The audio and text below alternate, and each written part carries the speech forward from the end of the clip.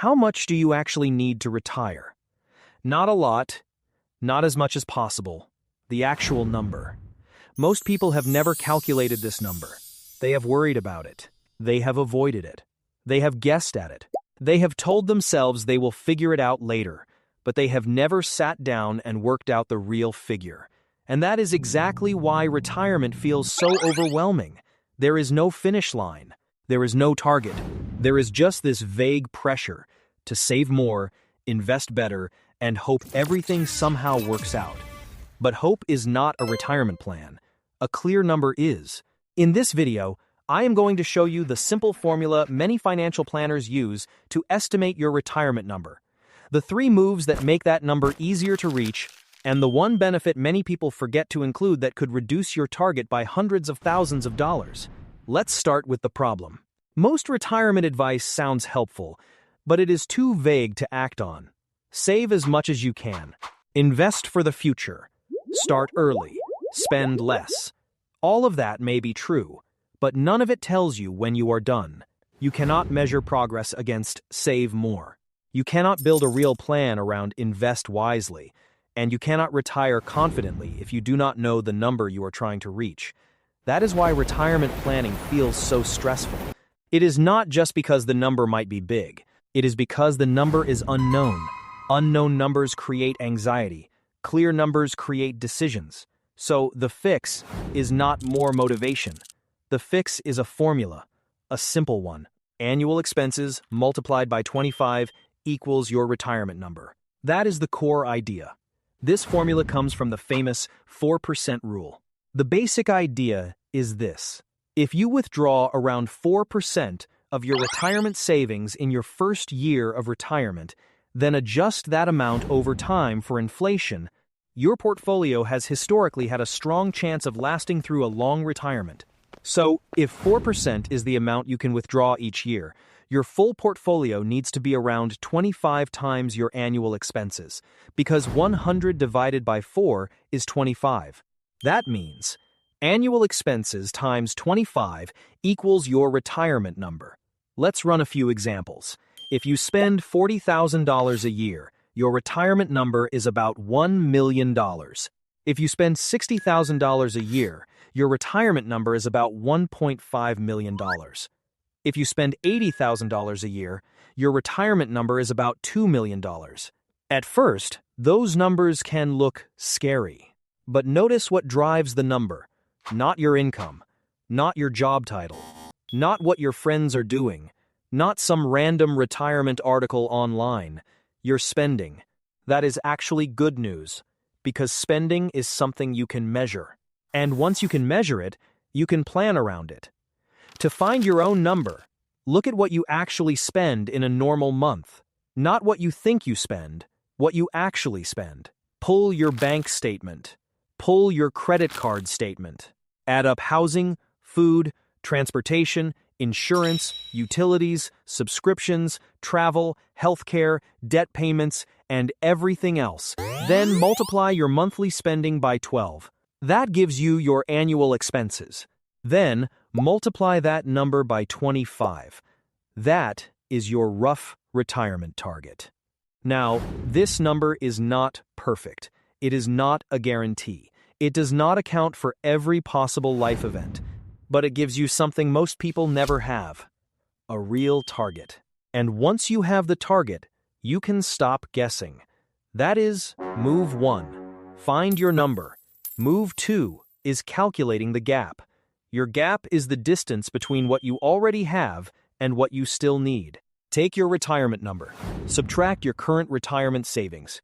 That includes your 401k, IRA, Roth IRA, brokerage account, or any money specifically set aside for retirement. What is left is your retirement gap. For example, if your retirement number is $1 million and you already have $100,000 saved, your gap is $900,000. That sounds terrifying at first, but here is the part most people forget. You do not need to personally contribute every dollar of that gap. A large part of it can come from investment growth. That is the power of compounding. Someone who is 35 with $50,000 saved and wants $1 million by age 65 does not need to personally save $950,000. With consistent investing and decades of compound growth, the market can do a meaningful part of the work. That is why your savings rate matters. Not just how much you have today, how much you are adding every month, how consistently you are adding it, and how long you give it to grow. The practical move is simple.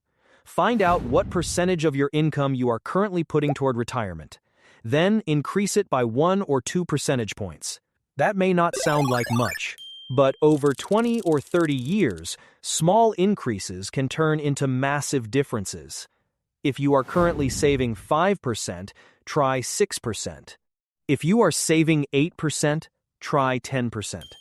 If you are saving 10%, try 12%. The goal is not to destroy your lifestyle overnight. The goal is to slowly raise the percentage until your future self is actually being funded. And if your employer offers a 401k match, make sure you are contributing enough to get the full match. That is free money. Skipping it is like refusing part of your paycheck. Move. 2 is not about panic. It is about progress. You calculate the gap. You increase your contribution. You let time and compounding help close the distance. Now, if you are in your 40s or 50s and thinking, I am already too far behind for this next part is for you. Because starting late does not mean the plan is over. It just means the moves need to be more focused. Move 3 is using late start advantages. The first one is catch-up contributions.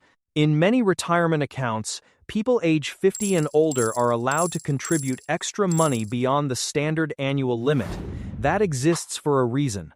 A lot of people do not get serious about retirement until later in life. And catch-up contributions are designed to help you accelerate progress during your higher earning years. So if you are 50 or older, do not just look at the standard contribution limit. Check the catch-up limit too. That extra room can make a meaningful difference. The second late starter move is adjusting your retirement age. Retiring at 62 is very different from retiring at 67. Retiring at 70 is different again. A later retirement gives your money more time to grow. It gives you more years to contribute, and it reduces the number of years your portfolio needs to support you. That can lower the amount you need saved. This is not about forcing yourself to work forever. It is about understanding the math. Sometimes a few extra working years can dramatically improve the plan, especially if those years include higher contributions, employer matches, and catch-up contributions. Now, there is one more factor most people forget when calculating their retirement number: Social Security.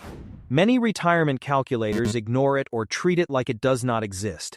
But for many people, Social Security will provide a meaningful monthly income in retirement, and that income reduces how much your personal portfolio needs to generate. Here is how to include it.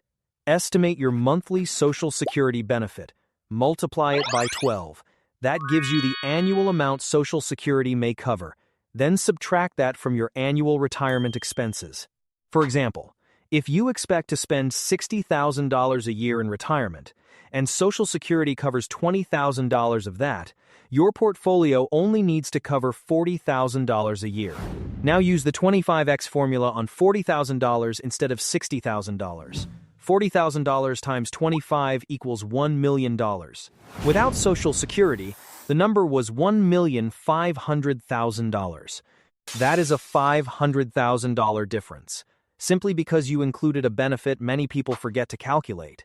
That does not mean you should rely on Social Security alone. It means you should include realistic income sources in the plan. Retirement planning is not about making the number as scary as possible. It is about making the number as accurate as possible. So let's bring this together. Your retirement number is not a mystery. Start with your annual expenses. Multiply by 25. Then subtract what Social Security may cover. Check your current savings. Calculate the gap. Increase your contribution rate. Use catch-up contributions if you qualify. And adjust your timeline if needed. That is a plan. And a plan you can measure is much more powerful than a worry you cannot explain. The goal is not to become perfect overnight. The goal is to stop avoiding the number. Because once you know the number, you can start making real decisions. You can save with purpose. You can invest with clarity. You can track whether you are moving closer or further away. And most importantly, you can stop treating retirement like a foggy mountain somewhere in the distance. You can turn it into a clear target with actual steps. Retirement planning does not become easy just because you calculate the number, but it does become clearer. And clarity is where progress starts. If this gave you clarity, subscribe. Every Tuesday, I break down one piece of building real financial security with simple explanations and practical numbers. Next week, we are looking at compound interest from a different angle. How it works for you when you invest, and how it works against you when you carry debt. Drop a comment. Did you calculate your retirement number while watching this? No judgment, just data. See you next Tuesday.